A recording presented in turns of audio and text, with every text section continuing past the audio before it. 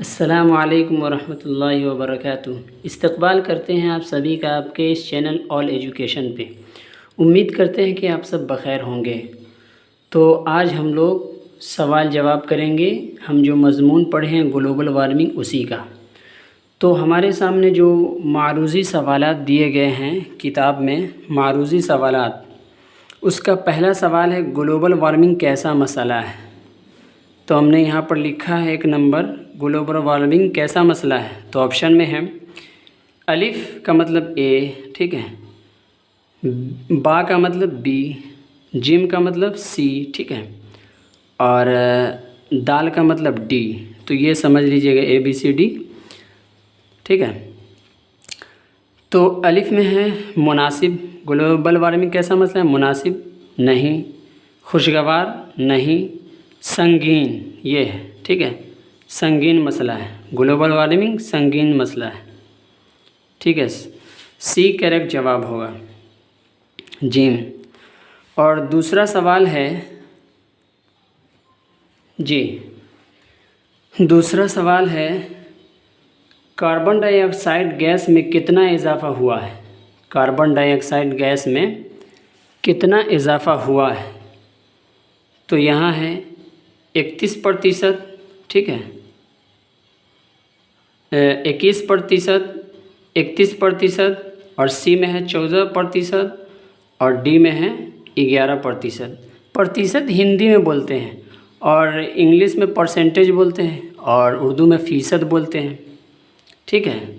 तो इससे आप नहीं घबराइएगा कि सवाल अगर फ़ीसद पूछ ले या प्रतिशत पूछ ले या फिर आपसे परसेंटेज पूछ ले। फ़ीसद याद रखिएगा, आप लोग को तो प्रतिशत और परसेंटेज याद ही होगा। तो कार्बन डाइऑक्साइड गैस में कितना इजाफ़ा हुआ है?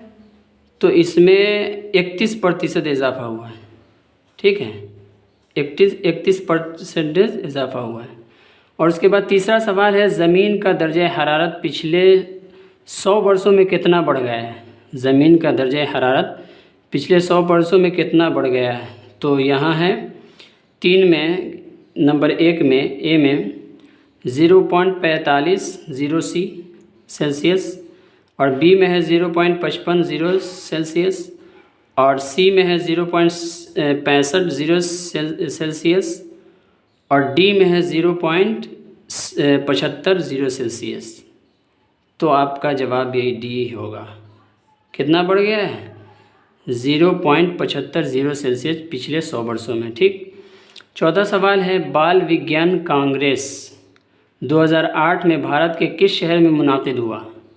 बाल विज्ञान कांग्रेस 2008 में भारत के किस शहर में मुनाकिद हुआ, किस शहर में कायम हुआ, किस शहर में उसका प्रोग्राम हुआ।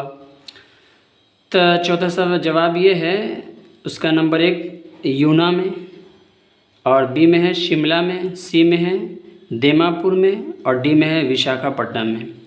तो इसका जवाब होगा सी, दीमापुर में, ठीक है। इसका जवाब क्या होगा? सी, ठीक है, सी जवाब हो जाएगा। उसके बाद है 5वां सवाल है केटो में ग्लोबल वार्मिंग पर कॉन्फ्रेंस कब हुई थी। केटो में एक जगह है, वहाँ ग्लोबल वार्मिंग जैसे मसले पर कब प्रोग्राम हुआ था। तो 5वां में दिया हुआ है, ए में है 2007 में, बी में 2006 में, और सी में 2005 में, डी में 2004 में। तो कब हुआ था? 2007 में। इसका एक जवाब करेक्ट हो जाएगा। चलिए अब मिलते हैं हम आपके इसके मुख्तसर सवालात के साथ।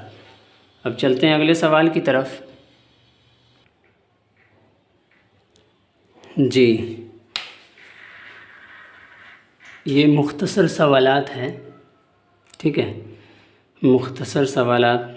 उसका पहला सवाल, मुख्तसर सवालात यहाँ भी हटी हैं।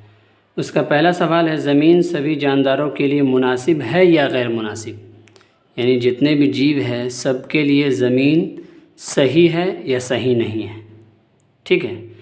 तो यहाँ पर है ज़मीन सभी जानदारों के लिए मुनासिब है, सभी जानदार सभी जीव के लिए सही है, क्योंकि दूसरे सैयारों का माहौल, दूसरे सैयारों का टेम्परेचर, वातावरण पौधों जानवर के लिए ठीक नहीं है, ठीक है। या तो बहुत गर्म है या बहुत ठंडा है। हमारे ज़मीन का दर्जा हरारत, हमारे ज़मीन का टेम्परेचर बहुत मौजू है, बहुत मुनासिब और मुतदिल है। ठीक, अब इसका दूसरा सवाल है, ग्लोबल वार्मिंग कैसा मसला है? ग्लोबल वार्मिंग संगीन मसला है। ठीक, ग्लोबल वार्मिंग संगीन मसला है। तीसरा सवाल है, ग्लोबल वार्मिंग क्या है? ग्लोबल वार्मिंग क्या है? तो ग्लोबल वार्मिंग तमाज़त अर्ज़ी है। ठीक है, तमाज़त अर्ज़ी एक टेम्परेचर है, ज़मीन की हरारत है, उसी को कहते हैं तमाज़त अर्ज़ी। ये उर्दू के अल्फाज है, ये इस सब अल्फाज से आपको जानना होगा, पहचानना होगा, चूँकि यही अल्फाज अगर आपको इम्तिहान में दे दिया, समझ नहीं पाएंगे तो बहुत मुश्किल का सामना करना पड़ेगा। चौथा सवाल है, ग्रीन हाउस गैसों में कौन कौन गैस हैं? ग्रीन हाउस गैसों में कौन कौन गैस है?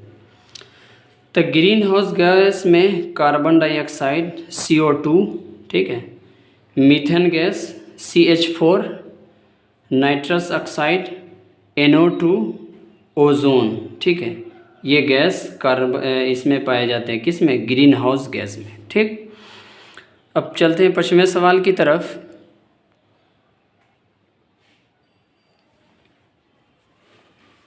जी,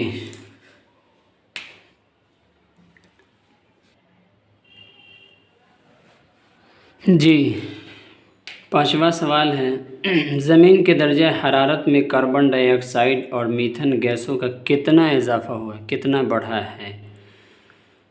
तो जवाब है, ज़मीन के दर्जे हरारत में कार्बन डाइऑक्साइड का इजाफ़ा 31% हुआ है। मीथेन गैस का इजाफ़ा 149% हुआ है, 149% या परसेंटेज कह लीजिए हुआ है। छठा सवाल है, ग्लोबल वार्मिंग से बचने के लिए तलबा को अब्दुल कलाम साहब, APJ अब्दुल कलाम साहब ने कौन सा जादुई मंत्र दिया है? अब्दुल कलाम साहब ने कौन सा जादुई मंत्र दिया है? ग्लोबल वार्मिंग से बचने के लिए तलबा को अब्दुल कलाम साहब ने ये मंत्र दिया है कि 10 से 17 साल के उम्र वाले 20 लाख तलबा, 20 लाख स्टूडेंट 5-5 पेड़ लगा दें तो हमारे ज़्यादातर मसाइल हल हो जाएंगे। यानी ग्लोबल वार्मिंग से बचने के लिए 20 लाख स्टूडेंट अगर 5-5 पेड़ अपनी तरफ से लगाएं तो हम लोग ग्लोबल वार्मिंग के तशवीशनाक हालात से बच सकते हैं। ये अब्दुल कलाम साहब ने तजवीज़ पेश किया है। चलते हैं अब तवील सवालात की तरफ। जी, ये तवील सवालात हैं। तवील सवालात का पहला सवाल है, ग्लोबल वार्मिंग से आप क्या समझते हैं? आप क्या समझते हैं उसके बारे में अब लिखिए। तो हमने पूरा मज़मून लिख दिया है यहाँ तक, मुख्तसर में बहुत उम्दा है, बहुत किफ़ायती है। ग्लोबल वार्मिंग से हम ये समझते हैं कि तमाज़त अर्ज़ी में तदरीजी इजाफ़ा है, जिसकी वजह से आबो हवा में बड़ी तब्दीली आती है, मौसम में भी बदलाव आ जाता है, ठंडे मुल्क गर्म होने लगते हैं, जिसका नतीजा ये है कि जानवर, पेड़ पौधे ख़त्म होने लगते हैं, बैक्टीरिया जरासीम पनपते हैं, जिससे बहुत बीमारियां आम हो जाती है, तूफ़ान, सैलाब और कहत की कसरत हो जाती है। जब ग्लोबल वार्मिंग बढ़ते हैं तो उसका नतीजा ये होता है। ठीक, ग्लोबल वार्मिंग जब बढ़ते हैं तो उसका नतीजा ये नुकसानात होते हैं, इससे हम ये समझ रहे हैं। ठीक, इतनी बात आप लिखिएगा, ये आपके लिए मुफीद होगा। उसके बाद है, ग्लोबल वार्मिंग के असबाब क्या हैं? किस वजह से ग्लोबल वार्मिंग मतलब के असबाब है, कैसे बढ़ जाता है, कैसे ज़मीन की हरारत में इजाफ़ा होता है, कौन कौन से असबाब है, किस वजह से? तो ग्लोबल वार्मिंग के असबाब यानी किस वजह से ज़मीन का टेम्परेचर बढ़ने लगता है, तो ग्रीन हाउस गैसों के असरात से। ठीक है, ग्रीन हाउस गैसों के असरात से, तमाम कारखाने जो जलते हैं उसमें उससे धुआं जो गर्मी निकलती है उससे भी बढ़ते हैं। मोटर गाड़ियों के इजाफे से, गाड़ी से, ठीक है, वाहन जो भी हो उससे भी इजाफा होते हैं। और जंगलों के बेतहाशा कटना, जंगलों के कटने की वजह से भी इसमें इजाफा होता है। जंगल नहीं कटेंगे तो वो इसको कम करते हैं, कटना। ये सब ग्लोबल वार्मिंग के असबाब हैं, ठीक है। अब चलते हैं तीसरे सवाल की तरफ। जी, ये तीसरा सवाल है, ग्लोबल वार्मिंग के तशवीशनाक असरात क्या होंगे। ग्लोबल वार्मिंग जब बढ़ेंगे तो उसके तशवीशनाक, उसके अलमनाक, उसके दर्दनाक असरात क्या होंगे। तो ग्लोबल वार्मिंग के तशवीशनाक असरात, ठीक, ये तवील सवालात के हेडिंग लगा दिए। बैक्टीरिया, जरासीम, वायरस ज़्यादा पनपने लगेंगे, ठीक, जिससे ख़तरनाक बीमारियां फैल जाएगी। जानवर, पेड़ पौधे दुनिया से ख़त्म हो जाएंगे, ख़त्म होने लगेंगे। तूफ़ान, सैलाब, कहत वगैरह आने लगेगी। कब? जब ग्लोबल वार्मिंग, ठीक है, ग्लोबल वार्मिंग की तशवीशनाक असरात ये होंगे। जब गैस बढ़ेगा तो ये चीज़ का इजाफा, ये चीज़ ख़त्म होने लगेंगे, जिससे हम सब का नुकसान होगा। उसके बाद चौथा सवाल है, ग्लोबल वार्मिंग से बचने के लिए क्या क्या इक़दाम उठाए जा सकते हैं। क्या क्या कदम उठाए, क्या क्या स्टेप लिए जा सकते हैं उससे बचने के लिए, कौन सी तजवीज़ इख्तियार की जा सकती है। तो ग्लोबल वार्मिंग से बचने के लिए गैसों की मिक़दार कम करना होगा। गैस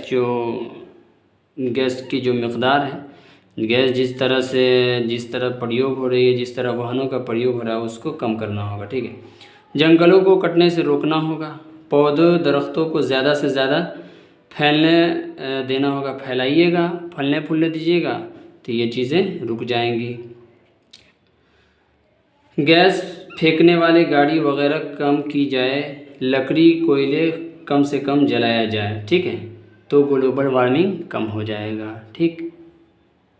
अब मेरा एक सवाल और बच गया है, पांचवा सवाल है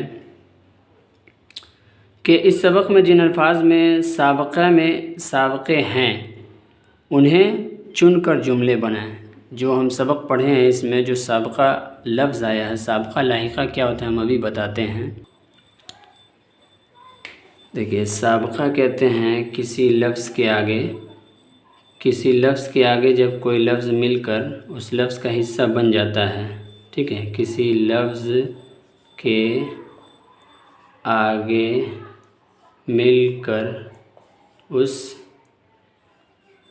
लफ्ज़ का हिस्सा बन जाता है उसे साबक़ा कहते हैं, ठीक। उसे साबक़ा कहते हैं। जैसे दरअसल, दरकिनार,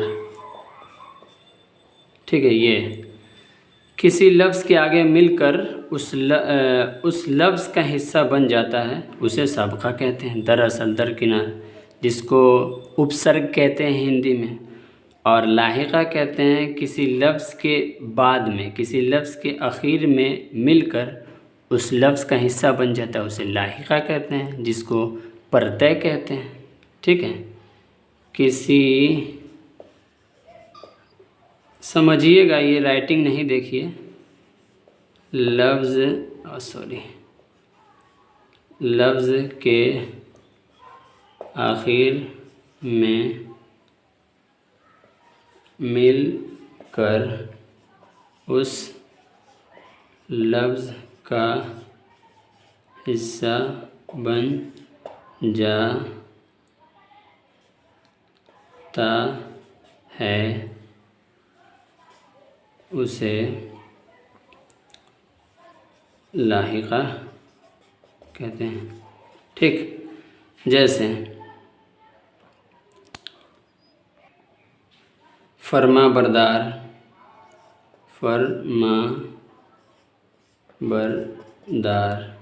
इसी तरह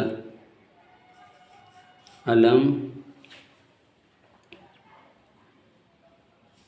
बरदार, ठीक, वगैरह।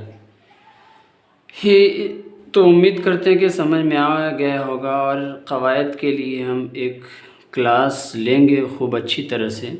इसके लिए आप फ़िक्र ना करें, तब तक इसको आप ज़हन नशी कर लें। फिर मिलते हैं दूसरे दिन दूसरे सबक के लिए साथ। तब तक के लिए अल्लाह हाफिज़।